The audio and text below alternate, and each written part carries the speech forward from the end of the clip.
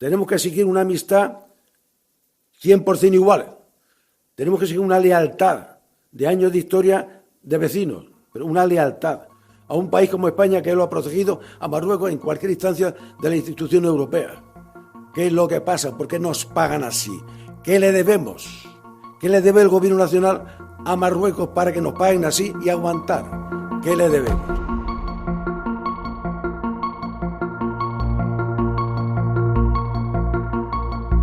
Las preguntas de Juan José Imbroda, presidente de la ciudad autónoma de Melilla, resuenan ahora en la mente de muchos de los españoles que miramos hacia Ceuta y Melilla con preocupación. Más allá de Pegasus y las informaciones que pueden tener sobre nosotros, las fronteras españolas en el norte de África han estado siempre en el foco por ser los puntos más calientes de la inmigración ilegal en nuestro país. En Melilla, los saltos a la valla fueron protagonistas hasta 2022, cuando 2.000 inmigrantes intentaron cruzar la valla. Decenas de ellos murieron en el intento.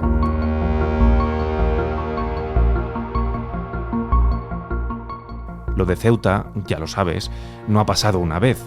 Esta, la del 30 de julio, solo ha sido la última. Antes hubo muchas más. En mayo del 21, más de 10.000 personas buscaron entrar en la ciudad a nado desde Marruecos. Los números son mucho más altos en Ceuta. ¿Por qué?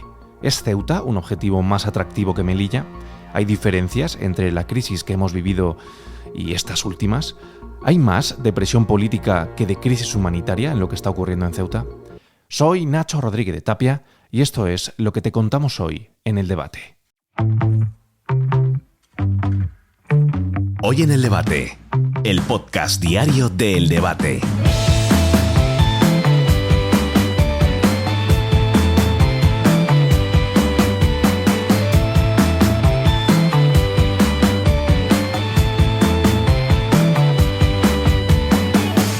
Si Marruecos está preparado o no para evitar esos asaltos a nuestro territorio, si se deja pasar, si Ceuta es un punto más vulnerable que Melilla, si esto tiene una solución clara, son preguntas que necesitan respuesta.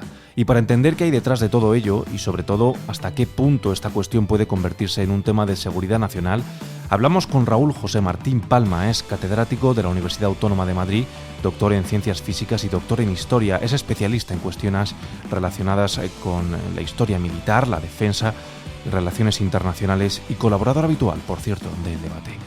Raúl, ¿qué tal? ¿Cómo estás? Muchas gracias por estar con nosotros hoy en el podcast del Debate. Nada, al revés, muchas gracias a vosotros por tenerme aquí, darme la oportunidad de expresarme. Muchas gracias. Para empezar por lo más básico, Raúl, ¿qué ha ocurrido realmente en Ceuta este verano? ¿Cómo debemos interpretar una entrada de esta magnitud? Claro, esto yo me imagino que cada uno puede dar la perspectiva más o menos que crea más conveniente, pero desde mi punto de vista esto ha sido evidentemente una invasión civil. De hecho, se está comparando a veces con lo que pasó en la Marcha Verde. Es decir, en lugar de enviar lo que suele pasar, ¿no?, militarmente, pues mandas militares para invadir un territorio, claro, mandas civiles. ¿Cómo es la respuesta ante civiles? Tú imagínate, ¿no? Ponte delante de esta situación. ¿Qué hacemos? ¿Mandas militares que disparen contra gente civil desarmada que se están colando en un país? Yo creo que es algo realmente muy difícil de asumir. Entonces, ¿qué es? Algún tipo de invasión, evidentemente, porque todos sabemos que aquí nadie ha pasado enseñando el pasaporte ni pasando por la aduana, como suele ser el caso, ¿verdad? Entonces, por lo tanto, es una invasión civil, ¿no? Lo hemos oído ya, ahora se habla mucho de guerra gris, ¿no? En ese espectro que se hacen provocaciones a los países, pero claro, no es lo que se suele llamar así un poquito técnicamente un casus belli. No puedes atacar un país por esto que han hecho, porque han mandado civiles. Por lo tanto, es algo muy complejo, ¿verdad? Han metido, no se sabe muy bien el número, 60.000, 80.000, 100.000 se dice, civiles que han invadido un país. Algunos se han ido, otros se han quedado. Por lo tanto, esto es algo muy complejo, pero desde mi punto de vista esto es evidentemente una invasión y una provocación y una forma de sondear cuál es la respuesta de un país ante esta situación. Lo hemos estado comentando, sí. Se habla de que la respuesta del Estado español se pone a prueba cada vez que se producen este tipo de episodios y que parece que no aprobamos, ¿no? No pasamos la prueba. No, parece que no, porque esto no es algo que ha pasado ahora mismo circunstancialmente. Esto es algo que viene pasando desde muchos años. Ya digo, desde la época de la Marcha Verde, del año 1975, ¿no? Noviembre del año 75. Pero ahora, por ejemplo, me viene a la cabeza, también lo podéis leer en el debate, la invasión de Perejil. No sé, cuando uno mira en perspectiva esto parece de alguna forma, pues acciones continuadas, es un goteo para ver cuál es la respuesta española, a ver por dónde vamos, o cada vez que, y esto hay que decirlo, ¿no? Marruecos siempre tiene la piel muy fina, cada vez que hay algo que no les ha gustado, algo con lo que se sienten realmente bien, pues dejan que pasen, de alguna forma relajan su protección de las fronteras y dejan que pasen inmigrantes, ¿no? Por lo tanto, esto parece una política, parece de alguna forma una estrategia de muchos años de ir probando qué pasa por aquí. ¿Cómo reacciona España ante esta pues de alguna forma esta nueva acción? Porque, ¿qué diferencias habría entre una presión migratoria espontánea y una presión migratoria que puede estar siendo utilizada, como dices, como presión política? Claro, evidentemente, vamos a ver, hay una cosa que es totalmente legítima, eso lo tenemos que tener todos, claro, ¿no? Todo el mundo aspiramos a tener una vida mejor.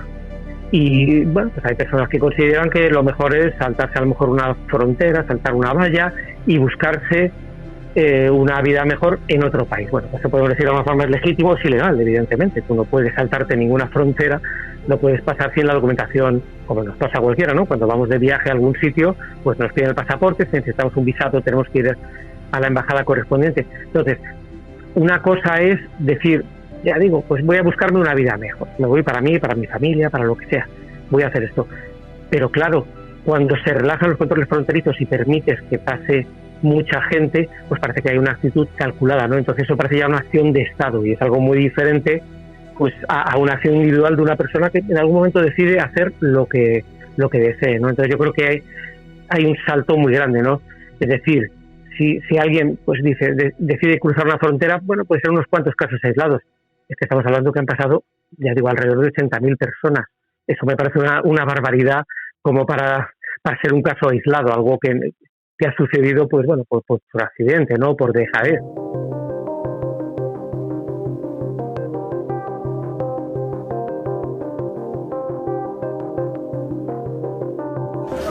¡Viva España! ¡Tahiyati Marruecos! ¡Viva! ¡Viva! ¡España!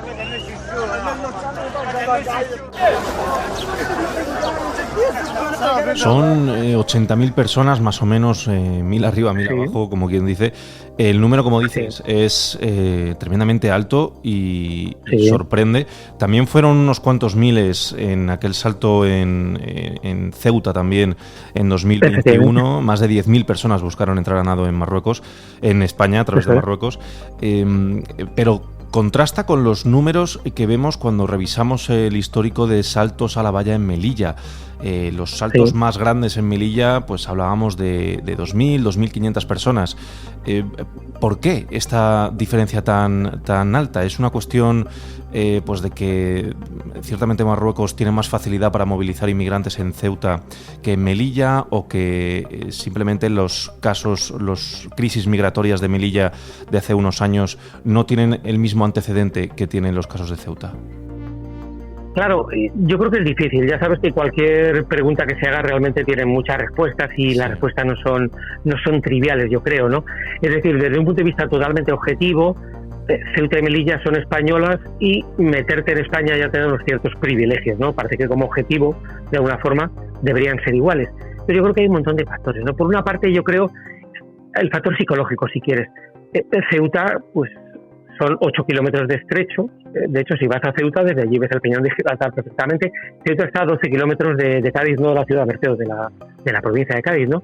Melilla está como a 170 kilómetros de Málaga. Entonces, psicológicamente parece que ya estás, no ya metido en España, es que parece que estás tocando ya la península y que ya mismo, pues bueno, pues te pueden llevar aquí fácilmente, ¿no? Hay una parte, yo creo que importante, que es esta. Otra importante es la defensa de la frontera. Yo creo que la frontera de Melilla está mejor defendida, ¿no? Las vallas de alguna forma allí, las famosas concertinas de las que hablábamos en algún momento, está mejor defendida, es más difícil entrar ahí. Luego creo que hay otro factor que es, bueno, nos hemos fijado, ¿no? Ese espigón que tienen en Ceuta, pues hombre, están los niños pequeños, pasan nadando alrededor, bastante fácil pasar a nado, esto no pasa en Melilla, ¿no? A nado ya lo estamos viendo. A pesar de que ciertos medios de comunicación lo ponen como que, Dios mío, se han jugado la vida nadando. No, si uno lo ve, ya lo hemos visto, ¿no? Niños de 8 o 10 años pueden pasar a nado, que eso lo pasa cualquiera. Esto no es ninguna proeza, no es ninguna, ahora que está de moda, ¿no? La Odisea no es ninguna odisea, no es nada así como muy exagerado, ¿no? Eso no es tan fácil en Melilla. Y luego el control a los accesos, ¿no? Para Melilla, el control del acceso a Melilla a través de Nador es más complejo, me refiero por tierra, antes de acercarte a la frontera. Ceuta está mucho menos controlada desde ese punto de vista. Uh-huh. Y luego, por alguna razón, que esto ya, yo creo que no lo podemos preguntar a los españoles, sino al otro lado, a los marroquíes, que parece ser que hay como controles intermitentes en la frontera de Ceuta y de alguna forma relajan la defensa o la protección de la frontera del lado marroquí, pues habitualmente en Ceuta. Eso ya habrá que preguntar por qué en Ceuta y no en Melilla. Aquí ya digo, son bastantes factores y seguramente alguno más que se me escapa ahora.